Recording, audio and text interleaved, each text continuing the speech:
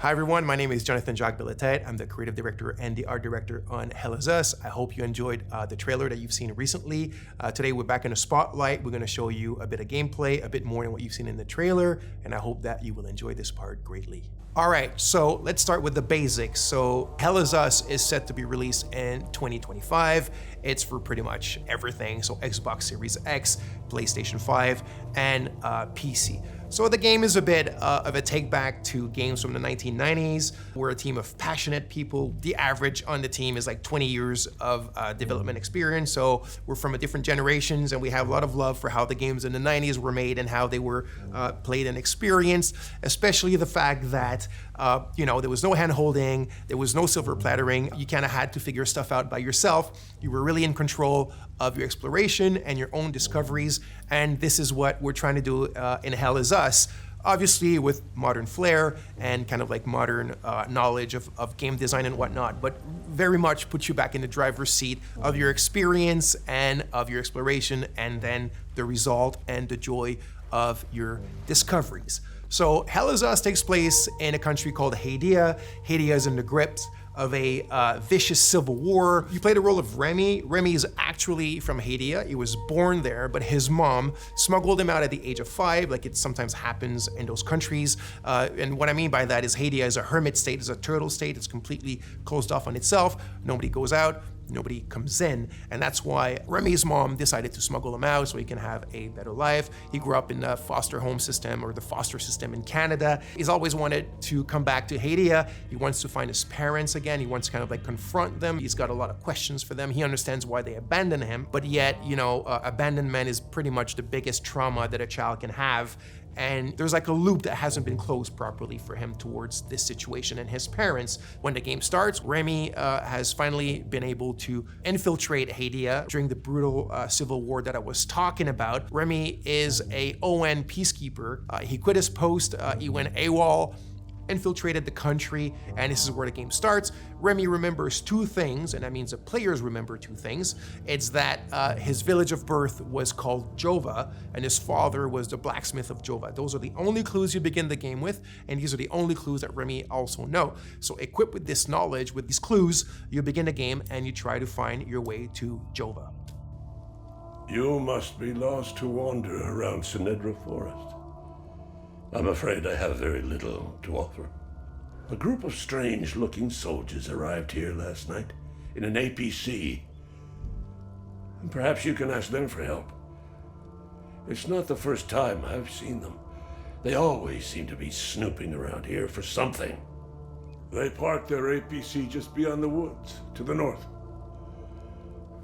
Once in the woods, follow the wind chimes. They will lead the way through. The gate to enter the woods is locked. Here, take this key to unlock it.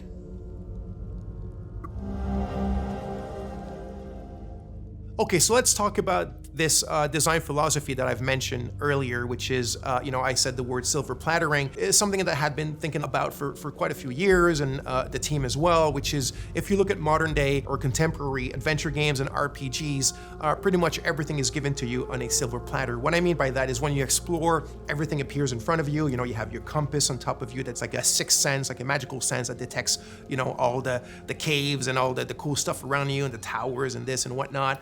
It just appears magically. And you have your map, and you have your mini map, and you have your quest markers, and you have your objective markers, and you can drop your own markers, and you have your quest journals, and it just never ends. And if you think about it, what happens with that is that you're not truly exploring. You're just kind of like flying by wire, and when you find something, it's not really your discovery. It was kind of handed to you on a silver platter. So what you're looking at now is we're having a discussion with a bloke named Ernest Cadell. He's telling us certain information, and then he tells us it's quite far. You need to hitch a ride. You might find people that are willing to give you a ride.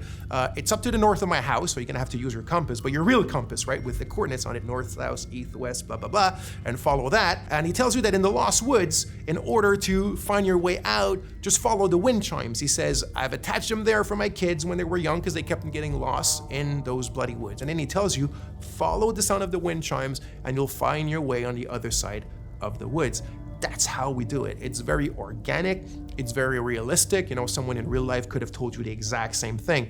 So the environments, the visuals of the game are not just there to illustrate, they're there to communicate. So you need to play the game, you need to open your eyes, you need to open your ears to what NPCs tell you, and you'll find your way and you'll discover things, and you will truly own your discoveries and the great joy that comes with that.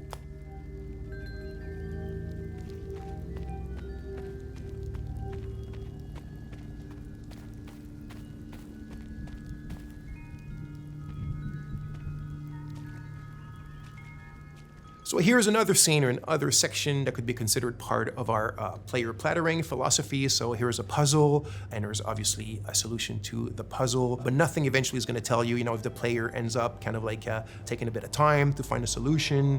There's not going to be any artificial kind of ways that are going to help him or tell him what to do. Remy's not going to start talking to himself, or i.e. talking to the player with, you know, little clues and whatever. It's really up to you to figure them out. And in the way that the player plattering is inserted in this, we have a good example here with your trusty drone named Cappy. By the way, you can tell now that Remy has his poncho and he has his sword and he has his drone. So it's after he's acquired them, right? Because at the beginning of the game, you saw he was not dressed like that. Now there's a reason why he ends up dressed like this. There's a reason why he needs these things, this equipment, but we don't need to get into these details today. So anyway, there's an ancient language in the country and you kind of find it throughout the game. And the drone has a software, one of his many softwares, and this specific one can translate the ancient language. So this puzzle, the way that it works, you need to kind of like explore and observe your environment around this specific puzzle in order to find the clues on how to solve it. You need the drone, your trusty Cappy, his name is Cappy, also there's something behind that of course, and you translate those old texts.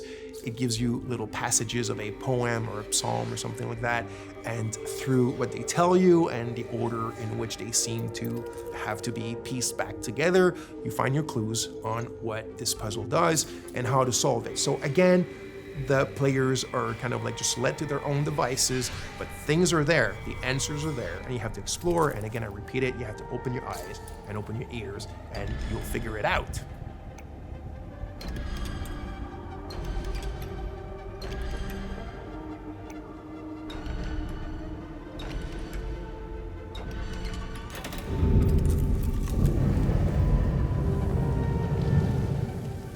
So by now, you've seen a lot of what I guess is like exploration and looking around and talking to people and doing puzzles and all that kind of sweet stuff. But if you've seen the trailer, you of course notice that there's another big aspect to the game, which is third-person melee combat. So we like to say that the game is 50% exploration and 50% combat. The game is not at all only about combat, and it's definitely not at all just walking around and figuring stuff out. It's the combination of both, and we also think that the way that we've combined them is quite refreshing and quite unique in Hell Is Us. So, like I said, combat is an integral part of the game. I do want to emphasize now that we're not a Souls-like game. The game is a lot more mid-core. It's have fun, get in it, and hack and slash. It doesn't mean it's easy. It's not overly hard. There's a learning curve. There's subtleties. There's little things that we've invented just for the flair and the flavor of Hell Is Us. It's very crunchy. I think the friction is pretty good, and I hope you'll enjoy it.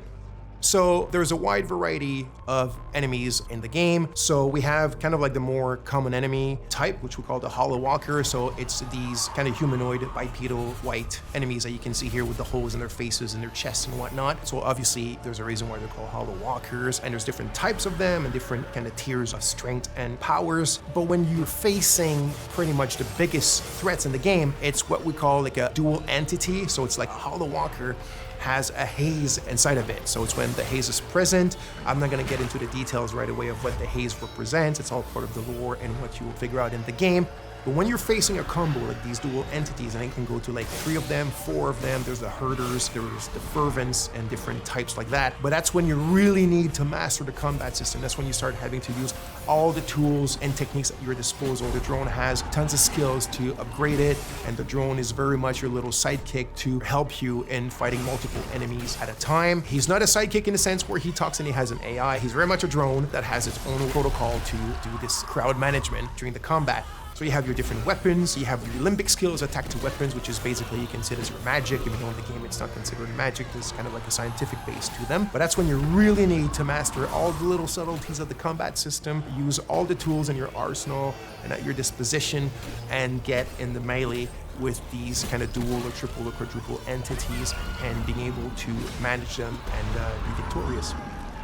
So like I mentioned, here specifically, you can see a combat against a limbic entity that has multiple hazes attached to the Hollow Walker. That's when it gets really complex, it gets very overwhelming because you're alone, but you got your trusty little Cappy. So you need to use its skill. So for example, Cappy has a skill where you can distract an entity, either a haze or a Hollow Walker. You can use the forward charge, which is one of my favorite. You also have the Typhoon. You have the super dash skill, which is another one of my favorites. So you can start dashing sideways, forward, backwards, really, really fast. It gives you like this Japanese action game style. And then you also have your limbic skill. So you need to find the glyphs in the game and you need to attach them to your weapons. And this is when you start getting powers that come from these weapons that allow you to take care of these enemies in much more powerful and kind of like impressive ways. That's when the VFX and the sound effects all come together and give you this combat bang that we all like and love. Okay, so now let's take a little pause from the combat and let's go back to the investigation and the exploration. So, like I said, there's no silver plattering. There's none of these kind of like fly-by-wire. It's up to you to figure out what your kicker is. What I mean by kicker is what you're supposed to achieve at this specific moment, what you're actually looking for, where to look for it, and how to look for it, right? Remy and the players are at a ratio of information which is 1-1. It's in Akasa Marshes. It's quite a ways from here.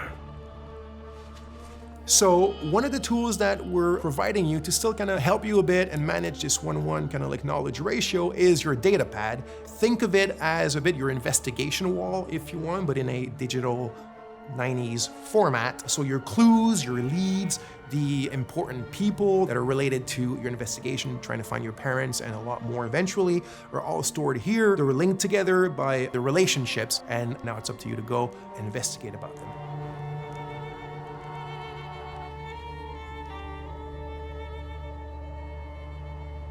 So as you can see here, some of the areas can be quite wide opened. This one here called the Casa Marshes is one of the bigger ones. And as I spoke quite a bit already, the game doesn't hold your hand or doesn't really tell you where to go. So out of your main leads or clues or ideas that you have in your head of what you're supposed to do or where you're supposed to go at any given moment, you will also be attracted by a lot of points of interest or just little things in the environment that pique your curiosity. And as you walk towards them or explore, that's when you'll start also making a ton of like peripheral or side discoveries on your own, things that you cannot solve right away, or things that you might think that there is a thing to be done with it when there's none, and it's all part of the fun stuff and the kind of like experience that we're providing in the game. So as you can see here, there's a tree with people that have been hung.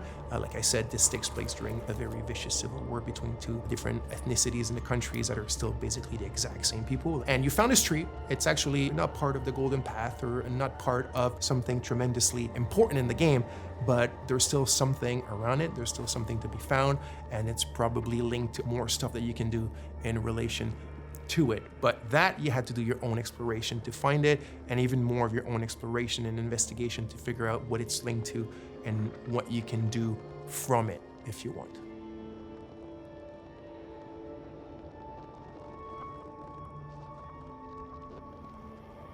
So here we are in a dungeon in the game. So yes, the game has dungeons. This was really important to us. Like I said at the beginning, there's a bit of a love letter to games from the 90s, but one of the challenges was the game takes place in a contemporary setting. The game takes place in 1993, and yet we still wanted dungeons in the game, and I didn't want the dungeons to take place in an abandoned metro station or, you know, in an abandoned factory because it's the modern era. I still wanted the dungeons to be very ancient things. And this brings us to another really important aspect of the game, or one of the very important themes of the game, which is history, historicity, deep history. So history that goes even before history. So there's a lot of mysteries and a lot of lore, and the origin of what's going on in the country and the link to the Civil War is all tied to that deep history and also what has happened since. I won't get into too much details because that will be part of another video for you guys, but you can see a bit of it here, and it shows you the varied palettes and moods and atmospheres that we have in the game, which also I think is something quite interesting and unique that we're doing in Hell Is Us.